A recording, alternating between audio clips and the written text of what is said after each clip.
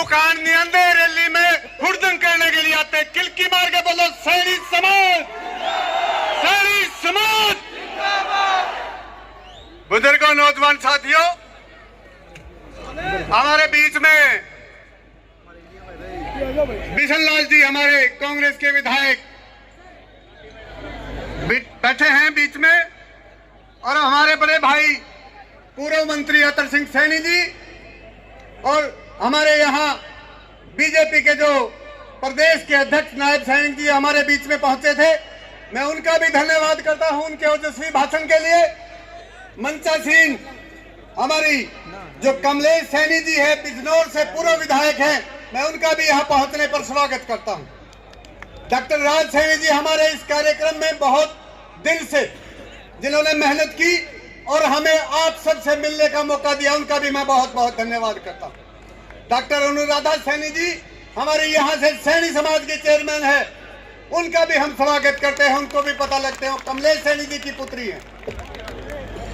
मैं बीच में हमारे यहाँ पूरे हरियाणा प्रदेश से हमारे बहुत से साथी, हमारे मोरनी से लेकर के फिरोजपुर फिरका से, फिरोजपुर फिरका में आखिरी गांव है मुंडाका गांव, वहां मुंडाका गांव से भी हमारे बीच में पहुंचे जो आखिरी छोर है, वो हमारे नेताओं का मन सबका स्वागत करता हूं।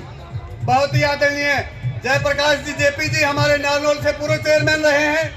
हमारे समाज के बहुत ज्यादा जानकारी रखने वाले मेरे साथी मिंटू सैनी भी हमारे बीच में पहुंचे हैं, मैं उनका भी स्वागत करता हूं।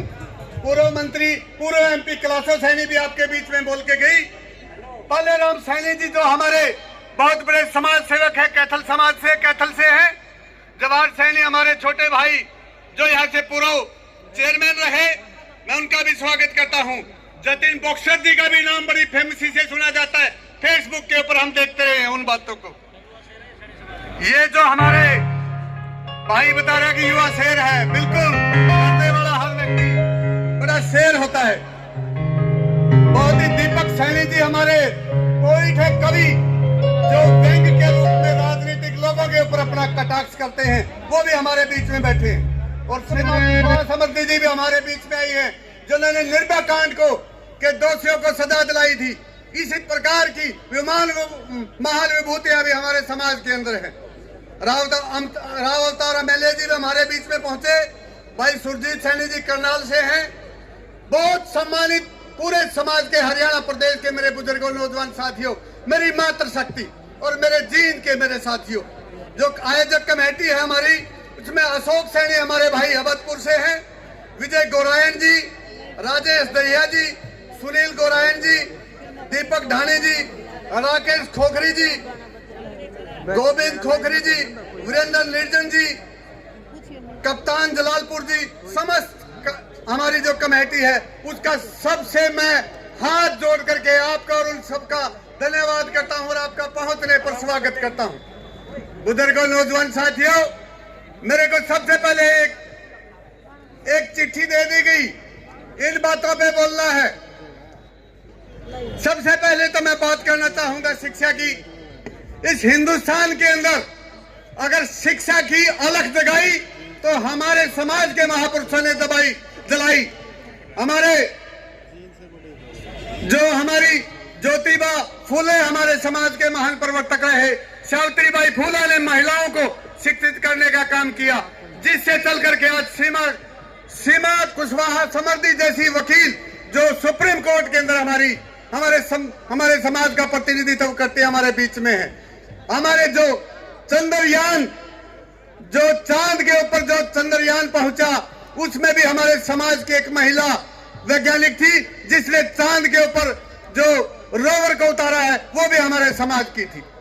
बुजुर्गों, नौजवान साथियों, मैं शिक्षा के साथ साथ आप लोगों से यह कहना चाहता हूं यूनिटी की बात। बहुत से मेरे साथियों ने कहा कि भाई राजनीति पे नहीं बोलना, राजनीति तो घर से शुरू हो जाती है। जब माँ छोटे बच्चे को थोड़ा घी रखती है और बड़े बच्चे के ज्यादा डाल देती है, राजनीति तो वहां से भी शुरू हो जाती है। और यहां से मैं राजनीति की बात करना चाहूंगा। राजनीतिक रूप से जब मैंने पहला चुनाव 2009 के अंदर इस विधानसभा से लड़ा, सैनी समाज के लोगों ने मुझे बहुत सारी वोट दे करके यह स्थापित करने का काम किया, जिसकी बदौलत आपका बेटा, आपका भाई आपके बीच में खड़ा है।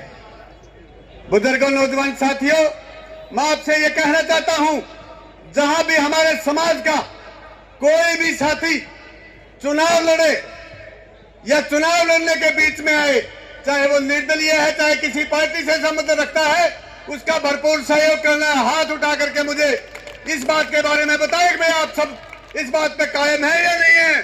भाई ये पिछले नहीं लग रहे, मैंने समाज के दुश्मन हैं जो लोग हाथ नहीं उठाएंगे। बुजुर्गों, नौजवान साथियों, रही बात राजनीति की, आप एक जिंदा कौम है। इतिहास में लिखा गया है, जिंदा कौमें कभी समय का इंतजार नहीं करती। 2024 का लोकसभा और विधानसभा चुनाव आपके सिर के ऊपर है। जो भी भाई, जो भी साथी मैदान में आए, उसका तहे दिल से साथ देना और उसको ज्यादा से ज्यादा वोटों से जिता करके भेजना। इसके लिए भी मैं आप लोगों से उम्मीद चाहूंगा, आपसे समर्थन चाहूंगा। दोस्तों, हमारे समाज के राजस्थान के अंदर आज 5 एमएलए अभी पिछले चुनाव के अंदर बने। मध्य प्रदेश के अंदर भी मैं गया तो वहां भी हमारे समाज के 7 एमएलए वहां पे बने।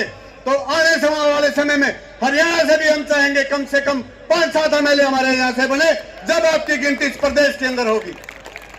बुजुर्गों, नौजवान साथियों, आपकी मेहनत से, आपके मुझे चुनाव लड़ाने से कांग्रेस पार्टी ने मुझे हरियाणा प्रदेश का, कांग्रेस पार्टी ने पिछड़े वर्ग का प्रदेश अध्यक्ष बनाया है, जिसकी बदौलत मैं आप लोगों की पैरवी करने के लिए, पिछड़े समाज की पैरवी करने के लिए बदसूरत हूं। मैंने आपके समाज के लिए भी 10 टिकटें मांगी है, 10 टिकटें। अगर पार्टी नहीं देगी उसके लिए मैं पूरी लड़ाई लड़ूंगा।